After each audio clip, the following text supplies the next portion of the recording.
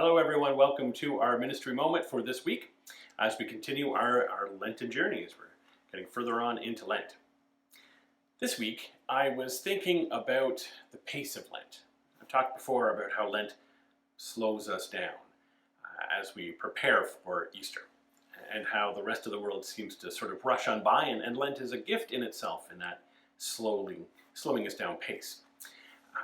But I was thinking about that this morning as I was sending out, I was going to send out an email, and I was thinking about communication. And I decided I wasn't going to send an email because that would take too long. And so I decided to send a text to that person because I wanted to get a hold of them right away. And then it hit me of the irony of preparing for a Lenten moment here on the pace of Lent being slower and not wanting to wait for email. Communication has become so immediate and so fast-paced. And sometimes that's not such a good thing. And so I decided that this week's ministry moment, this Lenten ministry moment, would be on the pace of communication. And I want you to consider trying something a little bit different for this week in Lent.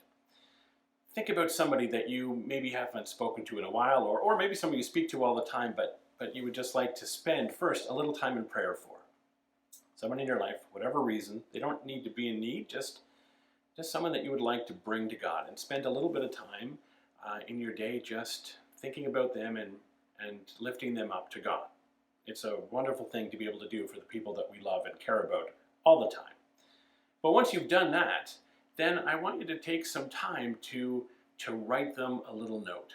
It doesn't have to say much. It can just be a thinking about you and a little thing. I got one from a friend once, which was just a note saying they were thinking of you in a picture they'd drawn, and it was a beautiful thing that they sent me.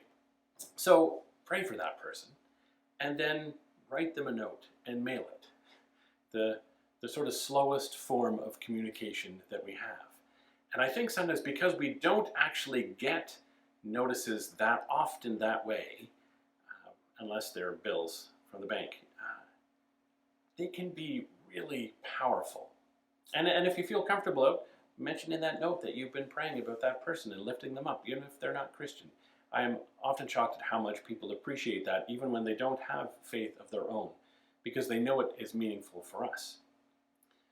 Take some time this week to pick someone, to pray for them, and just to write them a little note, letting them know that you're thinking of them, and perhaps even that God is thinking of them.